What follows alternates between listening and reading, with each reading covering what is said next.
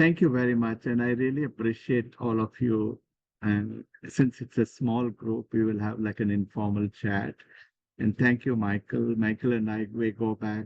We were colleagues in Salem Hospital, Oregon, before he moved to Panama. So I'm going to start. I'll use a few slides just to set the context, and then I'll probably go back. So who am I? I was born in India, and trained as a medical doctor and then became a psychiatrist in India. I used to teach. Then I went to St. Lucia, which is a Caribbean island. I was the only psychiatrist for half the island, which is 60,000 population. So on call every day.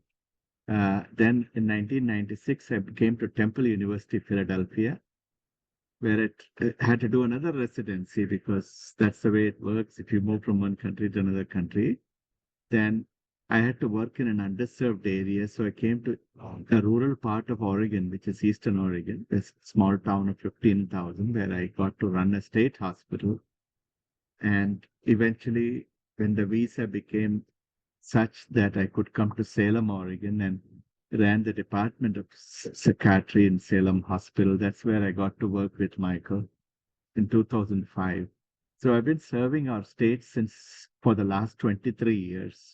Close to 35 years, I've served altogether in 3 countries. A long story short, so came to Oregon, Salem, Oregon, and I do a variety of work from Eastern Oregon to thing. One of my jobs requires me to be at the level of chief medical officer for 12 counties, managing the Medicaid for mental health, heart addiction, and then I have long-term care, end of life. So the whole spectrum I got to, it's a blessing to serve and work in that. So why nurses is a really important question. When I was chatting with Cheryl before that, one of the lessons I've learned is if you're not in the table, you will be in the menu. And it's really a fact because nurses are the ones who bear witness to everything that goes on a day-to-day basis. Whether you're working in an ICU setting, whether you're working in community setting or post-op, pre-op, outpatient, any level of care, you are the eyes and ears literally there on the ground. So there is a lot of observation and data point. And nurses, you know, have that unique opportunity to literally know what works, what does not work, how we can make this system better, etc. So this is the little poster the staff made during COVID, in one of the group homes I work. Not all superheroes wear capes. Somewhere everything else. This is not only for my group home, it is true for all over the planet, anywhere.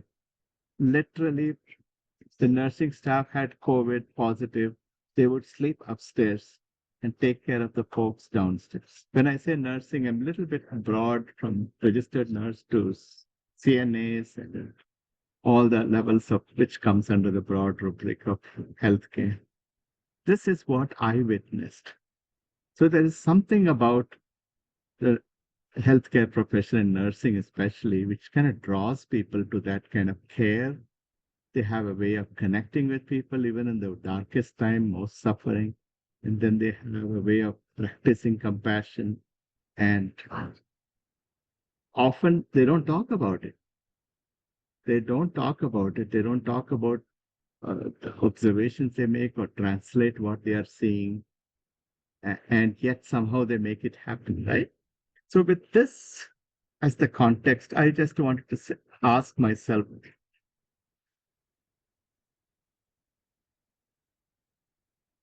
why nurses?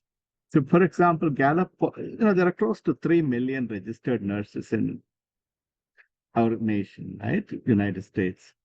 So when a Gallup poll was conducted, I think it was a few years ago, nurses ranked highest for honesty and ethical standards. I don't have to repeat this because that's how we trust our nursing staff. Even a physician can write an order and go. Ultimately, it's a nurse who makes that happen, right? And the people who ranked the lowest among honesty and ethical standards were people, legislatures, and congressmen. So, but most of the decisions that are made at the level of Congress and legislature or whatever the policy making body affects the work of nursing staff. I'm using nursing staff or healthcare staff, etc. Yet we see, of course, there are some nursing staff who are in the policy making and legislative level and Congress, etc. But proportionately, not many are there in the field. Yet every decision that is made, whether it's a legislation, etc., affects the work that nurses do, healthcare people do every day. So when you say broadly policy, we often think of a law or a nursing policy or your organizational policy or local government policy. But what is it after all? Policy is a broad range of activities.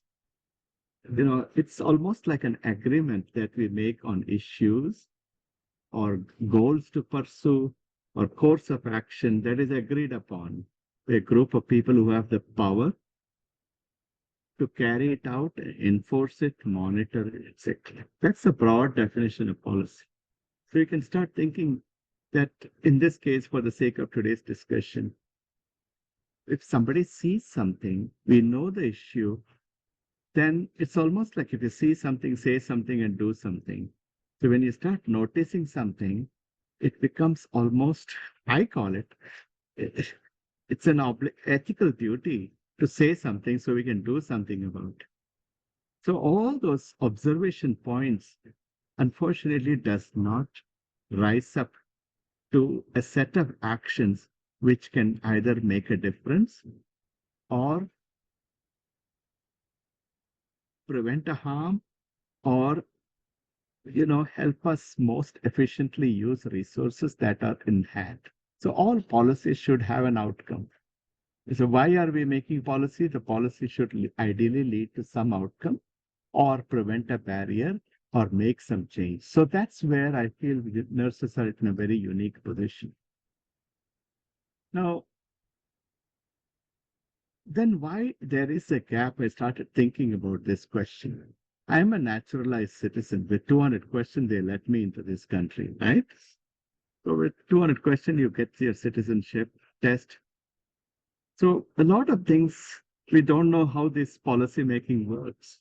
So it could be that we are not exposed to how policy making, or it could be that we are not in a position where we are able to take our observation and make it translate that into an implementable action. Or somebody else is in that leadership position, they think only they can make the policy. And what are the different ways in which we can engage? There's a disconnect between those two. So I have used this approach called E plus three C's. In our medical profession, healthcare profession, often we talk about statistics and p-value, etc., and say this is not statistically significant. Unfortunately, policymakers and human beings in general, communities listen to emotional story. You have to take an emotional story and connect it to a level of emotion. So everybody in the nursing profession has an emotional story to recall. So because we watch that, people connect with another human being at an emotional level, not at a statistical level or cognitive level. So everybody has an emotional story. Every statistics is nothing but a human story. So there is an emotional story which is very powerful, which either motivates human beings to act in a particular way. So that is one advantage we have, because the ones we serve, our patients, share some of the most intimate personal suffering story with us. Nurses have credibility because they have the highest honesty, ethical standard, training, etc. If a nurse says this is it, people are tend to follow more than what even a doctor advises them, because they spend time with them. And they can, with confidence, say, if I do this, this is the outcome, right? If you wear mask, this can prevent this. So there is a way in which they can say with and compared to somebody else who may have a different point of view. So they can really distinguish themselves saying, I know these actions can lead to say, so in any forum, when the community looks at a nurse trying to say, this is how I will approach it, they are likely to see the difference between that and someone else who may connect the dots in a different way. So at every level, they can start noticing the contrast. And then connection with human beings comes so naturally for nursing staff. Nursing staff ultimately comes down to a relational business. So they can connect with different sort of people, not just I connect with only people who look like me or sound like me. They can connect with pretty much everybody. It's almost like they're training, there's a gift of connection. If you really look at all the people who are in elected offices, essentially they use this formula E plus three C's. They often tell you an emotional story because emotional people are likely to vote and elect you. They have some level of credibility. They have some contrast with the other person. The contrast doesn't mean calling names. Contrast is contrast in terms of policy approach. And then they have connection at an individual level, community level with different groups, etc. So when I was in medical school and when I was in my residency, nobody taught me this. Why it is important? Because this is the way in which, if you really break down, people use for whether it is a local government, state government, national, even international. Even if you're running for a position in, say, nursing leadership, you're going to use these three to connect with other people so that you can reach that person. And the third important thing is, if you think of any law, any policy, there is health in all policies. It just comes down to all policies, ultimately a health policy. You can talk about family leave, you can talk about vacation, you can talk about financial policy, housing policy, educational policy, etc. Right? I like to look at, I'm an elected school board director in my community. I got re-elected recently. So I like to look at educational outcomes as health outcomes. Somebody else may say an industrial act, injuries are also a type of health outcome.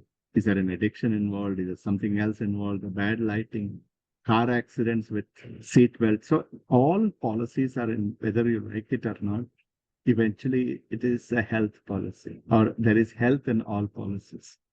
When you start looking at it like this, I feel the nursing profession has so much to offer because one of the biggest challenge planet-wise is the healthcare expenses and healthcare outcomes. And we are not getting the kind of outcome, even though we are spending so much of resources. So this is the setting. I can almost bet that people who are in this meeting today, there has come a time where you saw something, it emotionally connected with you. You were frustrated, you were angry, you felt helpless.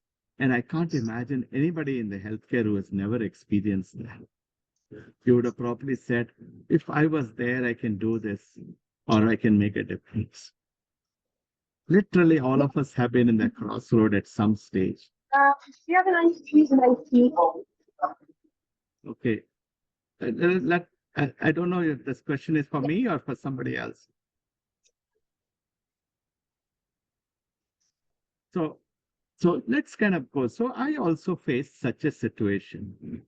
I'm a practicing psychiatrist in Salem. I practiced for a long time. In 2018, in our county, we lost 20 youths to suicide. We had a huge problem. That was the year in my state, suicide in 10 to 24 age group became the leading cause of death. It overtook single vehicle accident and accidents.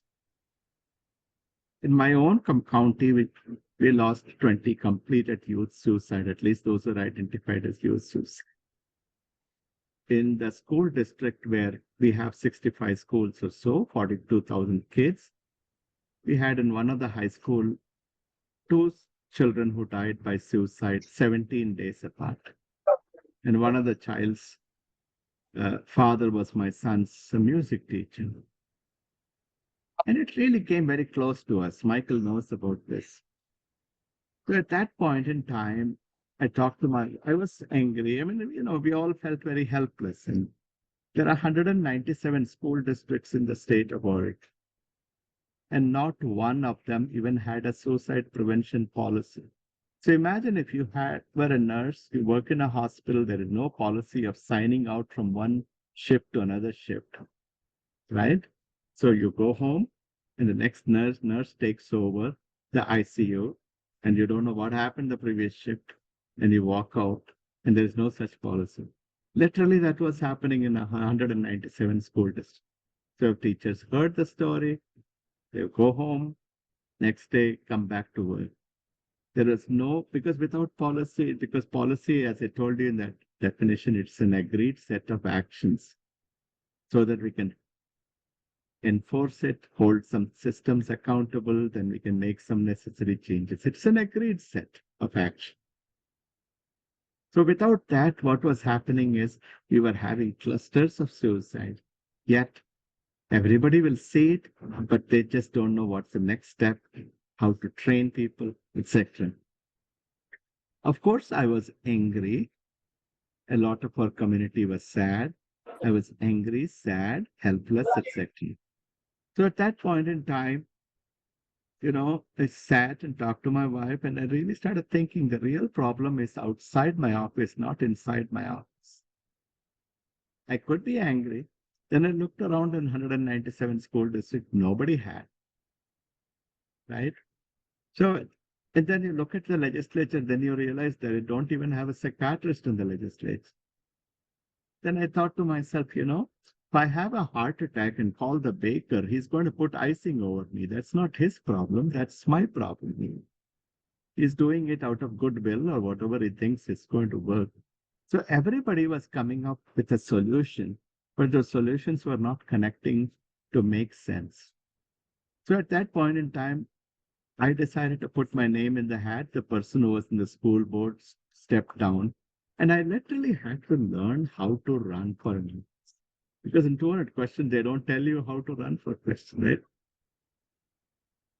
They don't tell you how to create an account, just like you create a business account, call back. Because you can't, the campaign donation that you get, you can't even buy a cup of coffee and drink. You go to jail for that, literally. In other words, you're breaking a law, right? Then how to connect with community? Because in psychiatry, you practice quietly. You don't even self-disclose in mental health, right? You don't even tell somebody I'm married, how many kids I have, how many wives I have, nothing. So from a position where you're totally anonymity in therapy, now I have to run for an office where if I don't tell my story, somebody else will tell my story. So that is a big shift I had to make. So how do you tell your story is something I had to learn. So as I was launching in the school library where those kids went to school, my daughter also went to school, I get a call from this mother saying, I want to come and speak in your campaign launch, right? So she comes and speaks in this campaign launch. She brings the photograph of her son. This is the boy Kyle who died by suicide, one of the two kids who died by suicide 17 days ago. So I gave my word to this mother, Mom, even if I'm alone, I'll speak with you. Unfortunately, I had to speak for her also now because she also died by suicide 2 years later. So this is my moment my watershed moment where I said, I need to be there. So that started my journey. That literally started my journey because people ask me, nobody is going to vote for you. Nobody is going to listen to you. If you just say mental health, you should promise something like a ballpark or some kind of thing or salary increase or some of those topics, the tangible topic. He said, I don't know anything else. All I know is mental health. And then I took a calculated risk. I said, even if I lose the election, at least I spent the money I collected to talk about mental health to the community. So I just said, it's like a public health announcement. So no big deal. So I kept meeting community. And one of the things I realized is lot of people have had losses in their family, mental health challenge, struggle. It's so common, yet nobody knew how to. People were literally hungry for words. Now, fast forward, I got elected. So this is how the newspaper will write. So I had to literally learn how to speak with the newspaper. Then slowly started connecting with different communities. Because as a physician or as a nurse, you are not going to be connected with political group, etc. Nobody will know you. Nobody knew me. As an immigrant, they can't even pronounce my name, let alone include me in it. Right? So then I started connecting. This gentleman is a veteran. He works with the veterans who have died by suicide or their family, brain injury, PTSD, etc. He started bringing them. Then I started connecting with some other old faith Russian believer families, and they started bringing their kids. Out of the woodwork, a lot of people started coming. So one of the important lesson I learned is you can become the people are looking for a word. Anything that is speakable is bearable in our business, right? So they really want a way to convey their suffering. So part of policy making is connecting with stakeholders and helping them channel in a way. You don't give them too much of information. It's not like you give a 30-page research paper. That's not what people are. When I'm drowning, I need a hand. I need something to hold on. So we really have to start thinking in terms of how do you take a complex concept and put it in a message form that people can connect and identify. Often you see people are connecting around one issue, right? And people can connect around reproductive choices or gun issue or mental health issue or financial issue. They are not connecting around 25 different policy solutions. So you really want to find a way to message two or three topics which people can connect. So that is an important part of translating. As a nurse, you may know 25,000 things, but or 25 things. But that's not what you want because people are just looking for one or two things that is on top of their mind. So that is one example of what I'm trying to say is how do you message? How do you convey? Even I had to learn because they don't teach you in school, they don't teach you in residency. So you're taking this complex concept into bite size that I call it my bumper sticker messages. But for policy, you need far more information. It's like the tip of the iceberg, but you really need a good understanding. But you need to first get stakeholders to align with you before you start running around making policies. Otherwise, your policy will be totally disconnected with the ground reality. Then you need to meet the stakeholders. And one of the things is start finding common ground with different stakeholders. So this is a Sikh temple where I'm meeting. And this woman is a former mayor, and then we invited her. So I literally went and met different communities. In that other one, I'm standing in the farmers market with my wife and a friend of ours, uh, or different ways to message. You see, just a simple postcard as a way to message. Because some of these topics are very emotional, very emotionally provoking. So you don't want to give too much and re-traumatize the community yet. You need to have succinct message to connect with them. So what did all this do? I finally got elected. I finally got elected. So I had to learn how to talk to the radio, I had to talk to the newspaper, how to make social media and all those things, and how to stand and handle the town halls and things like that. I believe all these skills our nurses can do because they do it so naturally. If you're working in ICU, you'll go meet the family. You may have 10 minutes to explain a very complex situation and then go back, run back to take care of it. Or you may have 45 minutes, sit with another family and counsel them when they're grieving or whatever it is. So you do it so naturally and connecting with, and you cannot pick and choose who comes to see you as a family member or a niece. Whoever comes, you take care. Which actually puts our nursing staff in a very unique advantage which others don't have. Which I, as a psychiatrist, felt was a unique advantage which others don't have. Why? Because the community will want you to take one side or the other side. I was asked question, why are you talking to the white people? Why are you talking to the right wingers? Why are you this? They even call me white supremacist and all those things. But doesn't matter. I mean, as a psychiatrist, I heard it all, right? So when people are hurting, they will just project whatever is there in their mind or their own insecurity, their own fear. So you are like a Rorschach. To some, you are Jesus Christ. To some, you are Satan. You're just a dried up ink in a piece of paper. So when you are running for an office or in a policy position, people will project. Some will project that you are Mother Teresa's, for some you are the devils, and everything in between. So that is an important part of, you cannot lose your compassion to one group or the other group depending on how they project it. If you really want to start thinking in terms of, that's also an expression like fight, flight, etc. So everything that you see in a population level, you can start understanding. Once you understand, you don't have any negative feelings about it. So when this happened, so the word got around, word gets around now that you are somebody who is interested in championing mental health. So the first policy that we did was on mental health policy. Michael is there. Michael was helpful. I talked to him. We got some information from everywhere. We became one of the first school districts in the state of Oregon to even have a policy on it. We have 5,000 employees, 42 or 43,000 students, 110 languages.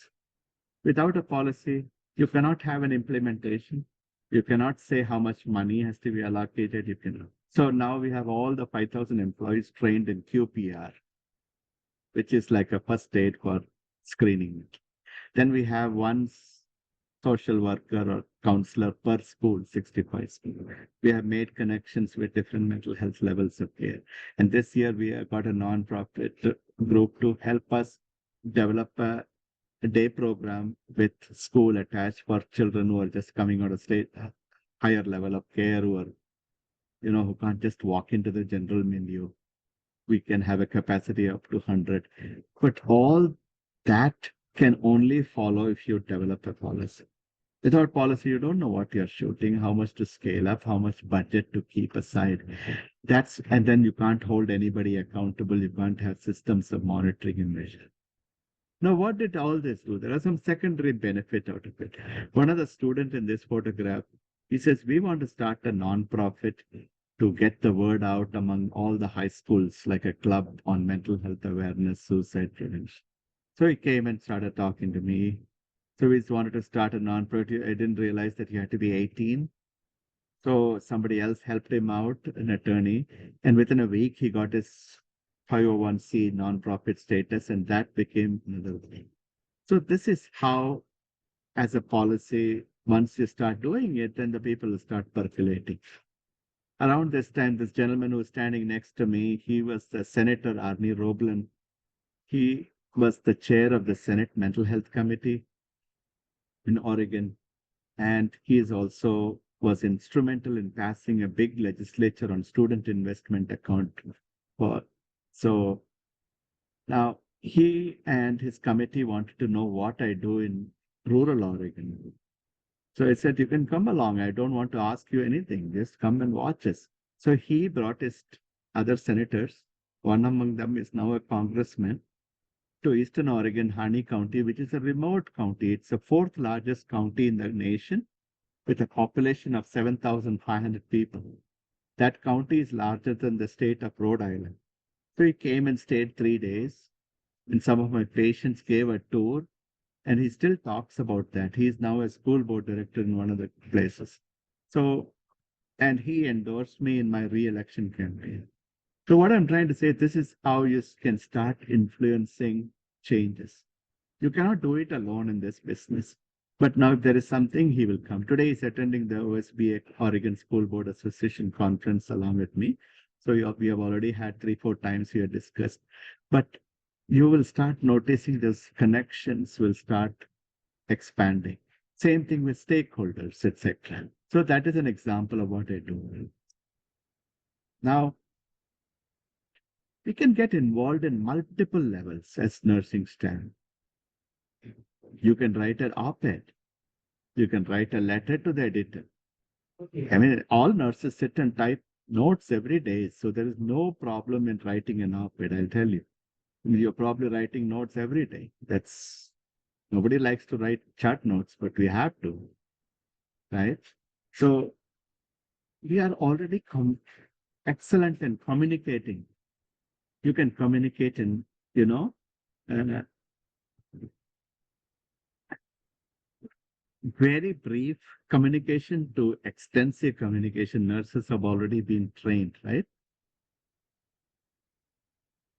Uh, so whether it is a one line or 500 words or 5,000 words, nurses are trained right from get-go. They write extensive chart notes. They convey complex concepts in different ways, from elevator speech of 30 seconds to they can talk for 2 hours if necessary on the given topic. So they are already naturally experts in the topic. They are good communicators. They have good compassion and empathy. They're very good at connecting with different people, reading the body language on them. So all the ingredients are there, right? So this is an example of what I started writing on different topics. I wrote when the violence happened in the Virginia Tech and subsequent shooting. I looked at violence itself as a contagion effect, talked about mental health system. I would write in the local newspaper. I would go to the radio program or medical society newsletter. Somebody wrote about physicians participating in public service. And we can also get people to register to vote. That's what I did. One of our staff who worked in the VA clinic, they are from old faith Russian believers. Now, her son, she wanted to know if her son can help me. I said yes.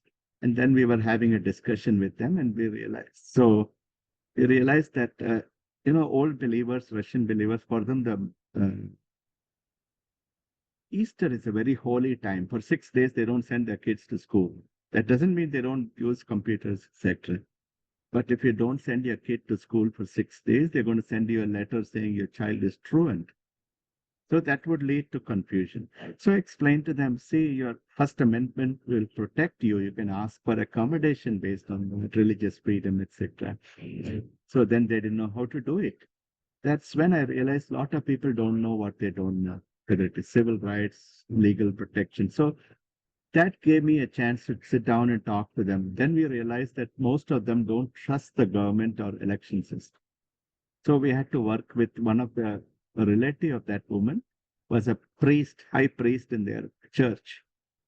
So we talked to them and saying, look, you can't run to another country anymore. You're stuck here. You ran from up Russia to Turkey and north of China, then you came to South America, and now you're here. They said you're stuck. You can't run anywhere else. So nobody will take you seriously unless you are registered to vote and participate. Your local elected leader is not even going to listen. So we got 2,000 people to register to vote for the first time in their history. So you have to overcome the fear and trust deficit. So then we have a national problem. People worked hard to have the right to vote. Women had to work. I believe it is 1924 or so, 19th Amendment, which finally allowed women to vote, suffrage, right? It was very difficult. And I think the most fundamental way in which you can participate in policy is putting the vote in the ballot box. I don't get into the discussion on the ID, this and all. Those are all distractions in my mind.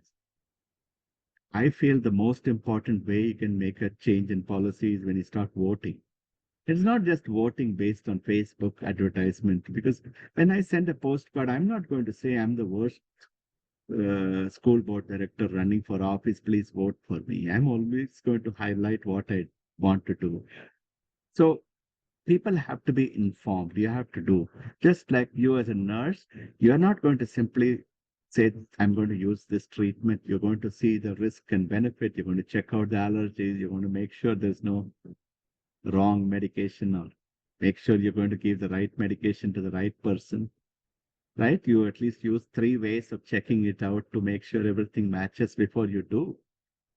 I feel we need to do the same thing when it comes to election and casting our vote. Don't take anything to what they say seriously. You have to start digging through and understanding the policy at a much more deeper level, saying, what does this mean? What are the unintended consequences? How are you going to pay for it? How are you going to think? Because otherwise, on the surface, it will look appetizing, tempting. But if you don't, then today's solution becomes tomorrow's headache, and tomorrow's solution becomes day after tomorrow's headache. Soon we will have what we call systemic barriers to whatever we are hoping to think. And then we'll say we need to dismantle the systemic barriers. After all, systemic barriers consists of policy solutions that were enacted in a democratic manner over the years. And today we know not all policy, anything that is legal doesn't mean it is ethical. Our nation has a history of a lot of things. There were policy solutions, whether segregation laws, etc. But today we know just because it's legal doesn't mean it's ethical. After all, every legal system, every law is nothing but a policy. It is nothing but an agreed upon set of actions by a group of people who have the power to monitor, change, etc. Any questions? I didn't want to take too long. Well, I I'll think I jump already, in. I yeah, found that so interesting on so many levels. For one thing, I had never thought what it was like to be a very private psychiatrist and have to be a very public person. Wow, that must have felt really difficult for you. I mean, did you compartmentalize it somehow, or do you just say, this is what I am when I'm a psychiatrist, and now this is the public yeah. me, or how did you deal with that? That's a good question because you have to be intentional. So remember, whether you win the race or lose the race, you still have to take care of your community, right? I love the way So you said that. It was like a PSA. yeah, It's my opportunity to have a microphone. yeah. And the So other layer that I loved was the immigrant perspective, because I thought you made a good point. I don't think I could pass the immigrant naturalization exam with what I know. And my father was a historian, but immigrants bring a very rich viewpoint to policy. How can we get more immigrants to run for, naturalized Americans to run for office? uh, that's an important question. So, and it's an important question for two reasons. See, we came to US in 1996.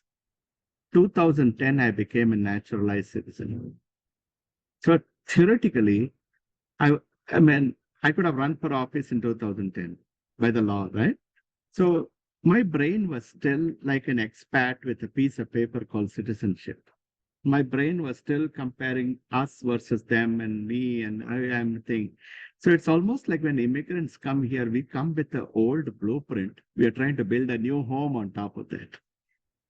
So I'm still thinking, oh, gee, if I do, my community, South Asian community said, don't you have work to do? You're doing all these things. I said, this is work.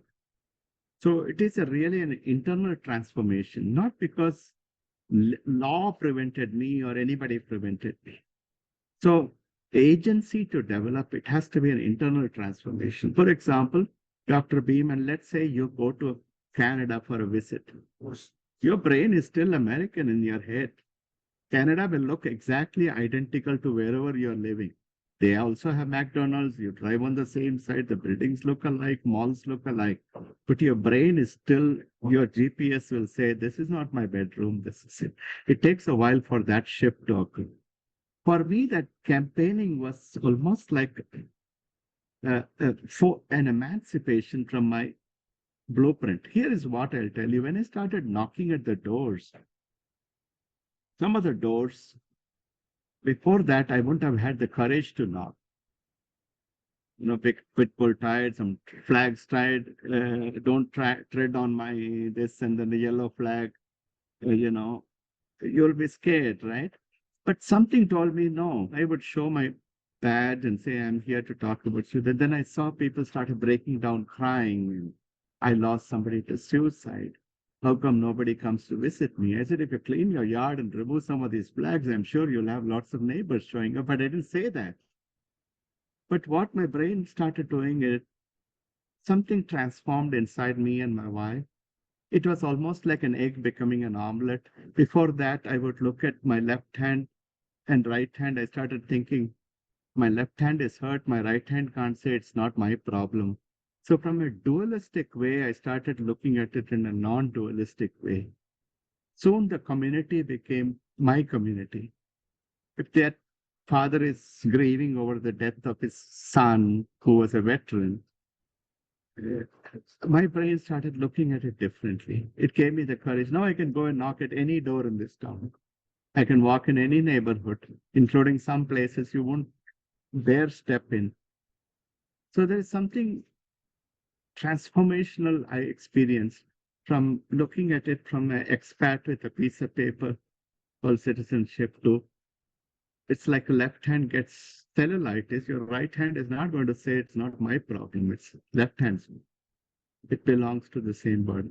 So that kind of transformation occurred in a lot of other ways. This similar when in 1996, when I came to this country, first year I would dream or do mental math in Indian language, Hindi, and then slowly you start dreaming in English. The whole body, your visual spatial coordinates change in your head. It's all just like your bedroom in a hotel room. Hotel room may be more comfortable, but your bedroom is where your brain is mapped. It's the same thing happens when you campaign, when you start getting involved, and then the agency starts going up. Then you start articulating. And once you are confident inside, then you can tell people, look, this is my story. If I don't tell my story, somebody else will tell my story. And so you tell your story in such a way that you don't have to come in the way of your doctor-patient relationship. That's one thing I picked up during this.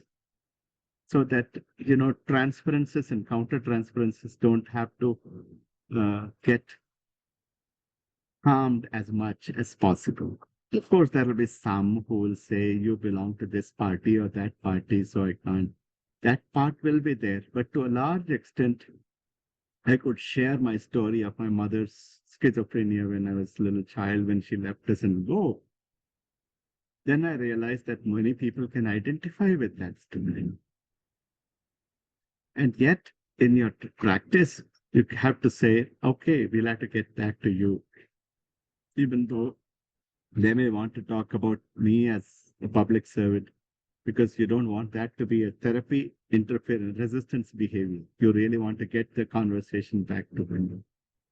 So initially I had to be intentional. Now it comes a little bit. I've been in this is my 5th year. It has taken me a little bit easier. And same thing. The reality is most of us live in small town. Everybody in your neighborhood knows you're in nursing or you're a doctor and this and that. So that is the short answer to thank you. Perusa, you have a question. No, I just wanted to say thank you so much for sharing your story. It was very, informal. I mean, had the good information as well as very inspirational. Like, for instance, for me, what I took is it's important to follow your passion. So when you're passionate about a topic and you actually go for it, you realize that you can do a lot of good things. So thank you. Yeah, I want to tell you, don't waste your anger.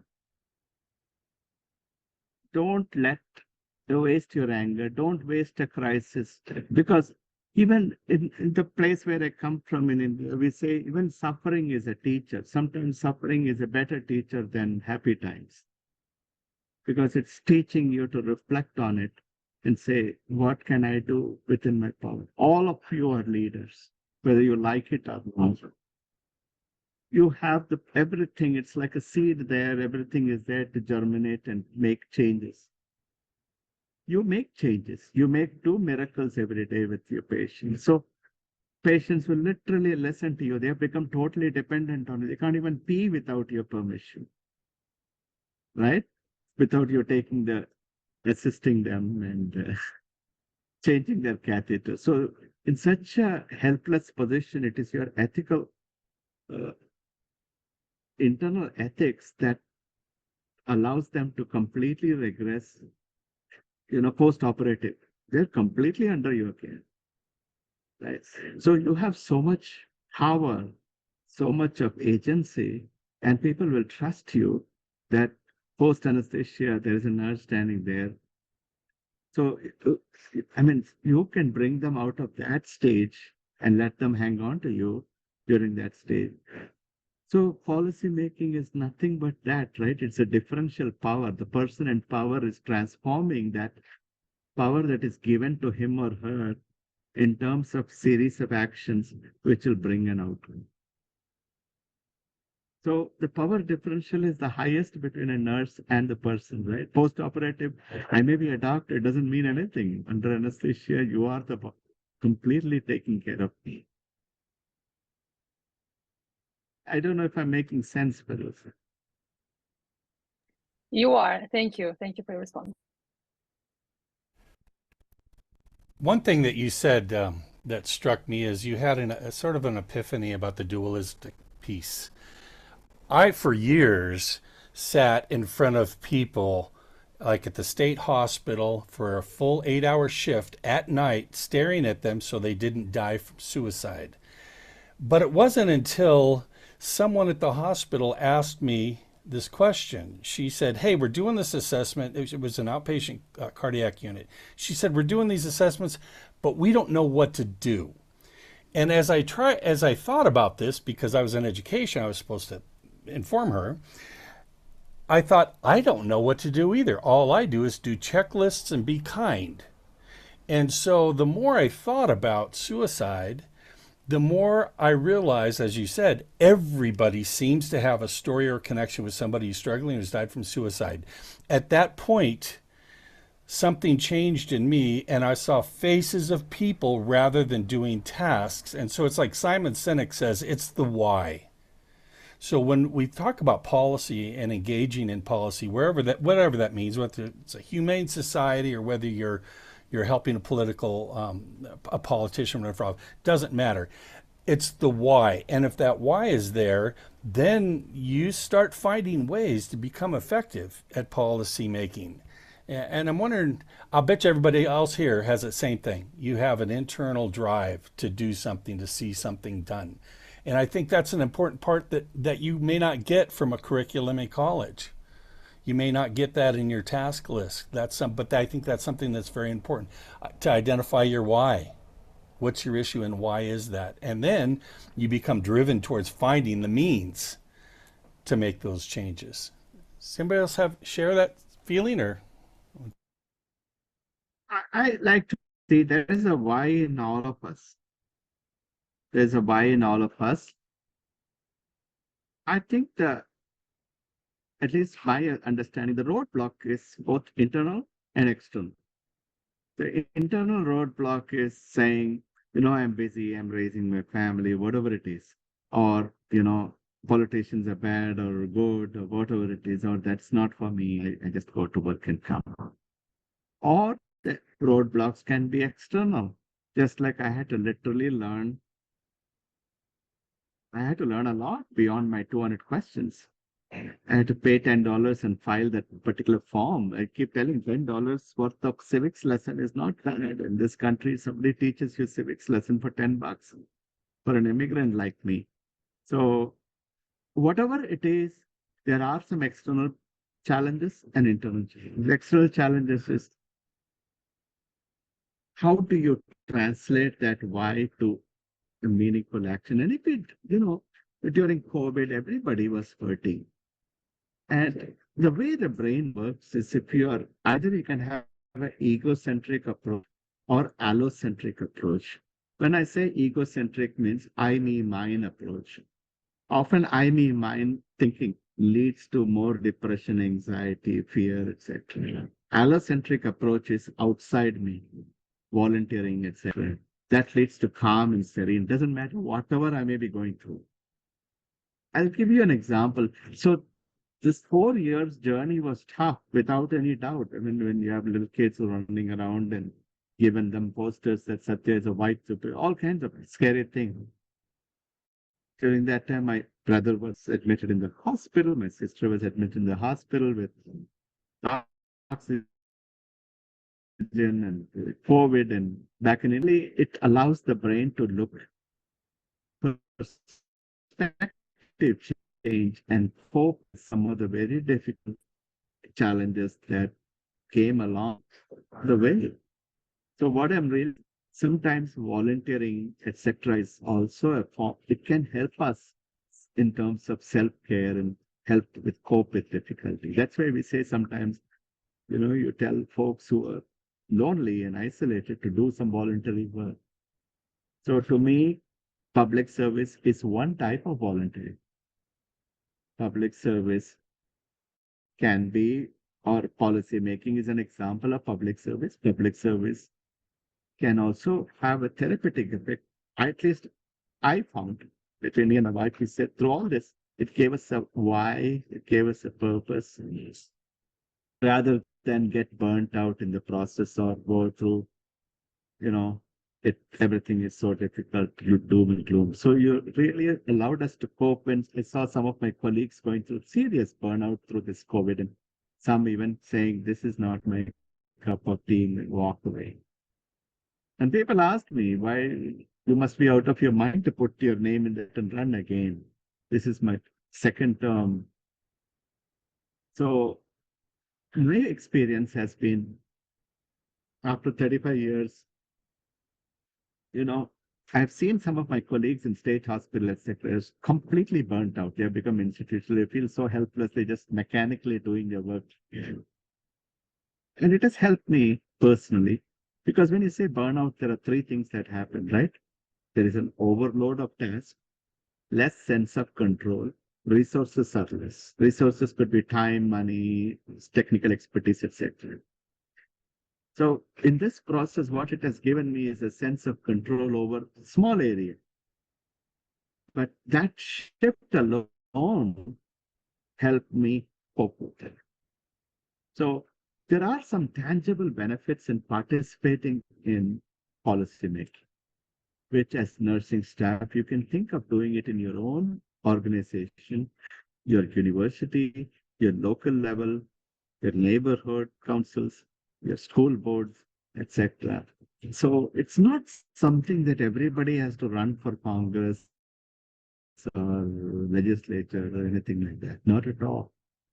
Even your non-profit board, basically what you're doing is you're getting a group of people to push the car in the same direction. That's it, with an outcome in mind. Good sense. Does anyone else have some comment or questions? Hi, this is Cheryl. I think as nurses, we can all relate to what he's been talking about. We all have a story or several, and experiences I shared with someone else here about discharging patients home when they have no home, when they're homeless. And as a home health nurse, I saw more than a few patients in a parking lot, in a temporary motel that social worker had set up for them so I could do wound care, that sort of thing. So the whys, that really spoke to my heart. And you have to be careful how much you can allow yourself to take on responsibilities that are really not yours. But I did more than a few shopping trips, brought groceries, bathe patients who wouldn't have had a bath for a week if I didn't do it. Extra things, but the homeless problem and you know, these people are patients, but they go home to the streets. That's very very challenging. We make policy, unfortunately, sometimes try to make policy in the person is living in the as many septic conditions as possible. There is no proper thing. So this is one thing you'll start seeing. The more and more you get yourself immersed, guys, you need to sit with other agencies and other sectors to start looking for common ground and start looking at the intersectionality or intersector policy. Can you have common mutual agreements? Then you'll have to work on overcoming the trust between them. It's almost like doing a surgery. You need to know how to position. First, you need to know a diagnosis. Then you need to know how to understand so many other factors before you schedule the surgery. Blood sugar has to be controlled, respiratory state, etc. Then you need to know how to incise. Just because you have a knife doesn't mean you can stab the person. You have to know how to layer by layer. Throughout, hemodynamically, they have to be stable till they can. Then you need to know how to finish the thing and post-operative and then get them home. Policy making is exactly like that. Policy making is you need to know which policy to dismantle first. If you don't want the whole roof falling on your head, and which policy will lead to another set of unintended consequences. So policy making is like, it seems that going back to issues of homelessness, it seems like we're really missing a lot of social workers or someone doing the work that social workers do. As you said, it seems like when people get out of a psychiatric hospital, for instance, and indeed some other hospitals too, they often don't have the resources to take care of themselves or even where to live. I have a friend who also, she has very limited funds and everything around her, there's no affordable housing. And I asked, well, what does a social worker say? And she said, well, there's only one social worker for the entire unit. And they just don't have enough ideas. They just say there's no resources. So it's I don't know. Besides, I know we tend to see a lot about what nurses are doing, but it seems like we're having a shortage of social workers too, or not quite sure who else fills that gap. I think that's a good point. The connection between the multidisciplinary solutions, like Dr. Chandragiri was saying, it's not just changing a policy. It's a complex adaptive system where the system is constantly changing and the questions and the answers are constantly changing. And so it's not an easy one law fix. And I think that's one thing that maybe nurses have some strength in. The magic is being able to keep different plates spinning at the same time. You have 6 patients, especially on the med surg floor. It's very complex. It may not be as complex as reading the hemodynamics or some of the cardiac critical care stuff, but you have so many things going on at once. And that's the thing with policy. I think there are a lot of issues, and nurses have a propensity to do well in that environment. And I think if we're part of policy making, that's one thing that we could bring to the table.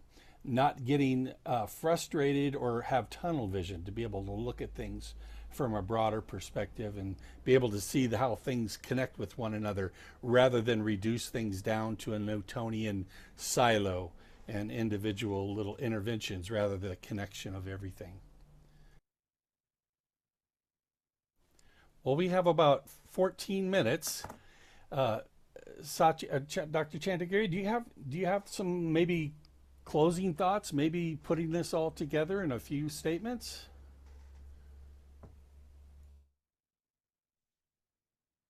thank you very much. I really think the closing thought is there's nobody who's going to come there and fix this problem. We have to do it ourselves.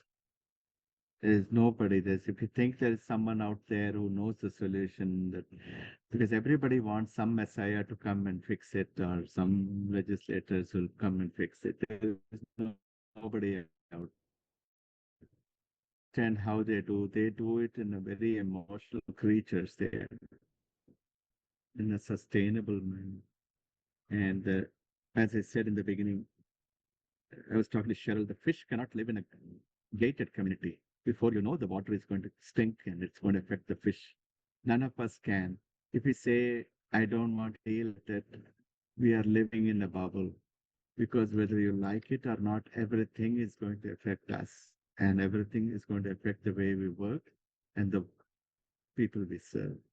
So I really think it's not like, do I have a choice? We all have a responsibility. It's like taking care of a garden. You have to weed it, water it, etc. And it is an everyday matter. So I think people have to be involved. And it doesn't mean everybody has to run around and try to run for an office. That's what I'm saying. But we all have to be involved in different ways, from simple voting to knowing reading. That's my short thing. And then start thinking of how you can do it within your own sphere of influence. Somebody may have young children. There, taking care of the child is the most important difference to me. But let's say when the child goes to school, can you take that lived experience as a young mother and then bring it to saying, this is what I observed, this is how it would have made it, right? Or when children are in high school, college, or retired, participate. Some of us have a role to play. We all can play a role, and we have to engage. This is a collective nation. I mean, to me, we are a pluralistic nation, so we can bring our own lived experiences, career experiences, and we can all be part of the solution. It doesn't matter what happened historically. We all have a response. How I see this. So with that, I really want to say thank you very much for allowing me to have a nice discussion with all of you. And let me know, Michael and others, if there is anything else I can do to help. I will appreciate your time. We have about five, 6 minutes. What I'd like to do, and you could stick on for this, Dr. Chandragiri, I want to review our board Yes, real quick, yes, I will. and maybe talk about things that people could be working on if you're interested. So I'm going to share my screen real quick.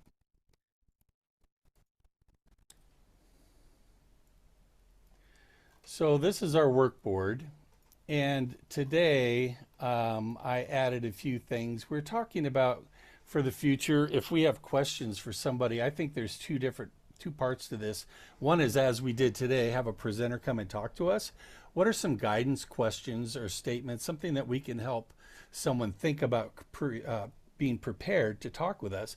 The other thing is I'm going to start trying to go back to getting some interviews, just like a podcast.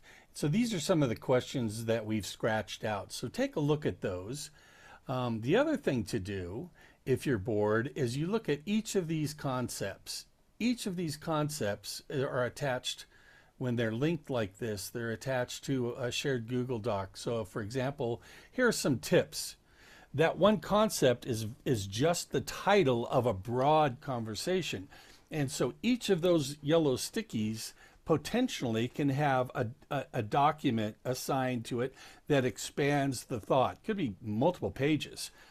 So here are some things that were brought up about how to become engaged with your state legislator. Well, it might look different with your national legislator. It might look different with your county commissioner. It might look different when you go talk to the police department. So here are some ideas on how to go about that.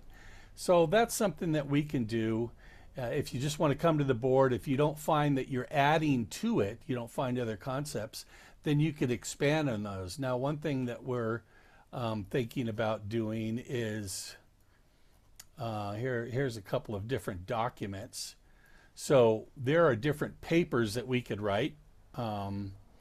One I started, and I'll put a link on here, is to create a publishable paper using the Square format for quality improvement projects to create something that might be publishable. We might have a different document here. We're talking about concepts and definitions instead of a yellow sticky. We've already started that, so we define some of the terms that we're using. That could be expanded. A policy, a model policy, how would you go about? Now, here's one thing that I loved what you said, Dr. Chandragiri, evaluating a policy, considering the financial ability to support it at what level. Do we have to change what's there? Do we alter it? Or do we have to eliminate that policy and have an entirely new one? There probably is some sort of an assessment or an evaluation process form for how do you look at a policy. And if you're going to go talk to someone, testify in front of a legislature about a policy to promote it, you should become an expert on that policy, not just the idea, but on how that policy might look in order to give them something tangible to implement. Something else to work on is a white paper that we could present to nursing associations, how they can use this information, these data that we've collected to support their membership. There might be something on how maybe write some kind of brief curriculum for maybe a one-day seminar, maybe for a school, for a nursing class, how somebody might introduce the idea of acting as a nurse policy entrepreneur. So this board is very, there's a lot to this board. So go through it. Up on top, I put the link. It's a standing link to every second Saturday we meet. The web page just locks us to the web page. And then if you're interested in learning more about how to navigate and work with this Miro application, this links you to that. And also, this is something to think about as you're developing your own strategy for becoming prepared. Create a personal professional development plan. How do you go about creating the expertise and the competency to become effective in policy, whatever that means to you? So here's some ideas. We can certainly expand on that. Does anyone have comments before we go on all that?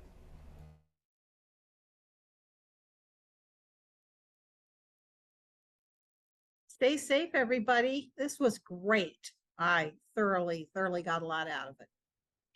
Yes, thank you, Dr. Polacek and Dr. Chandrigi, if I'm pronouncing it right. I really enjoyed this, my first session, and really enjoyed it. Got really inspired and learned so much. Looking forward to our next session. Please contact me. Let me know if you have any questions or you have ideas how we can continue onward and expand this work. If you know anybody that's interested, pass them on to me and we can talk to them and share what we're doing, see if they're interested or not. Once again, thank you, Satya. I appreciate it. It was always good talking to you and hearing your thoughts. I love it. Thank you. Bye-bye. Bye-bye.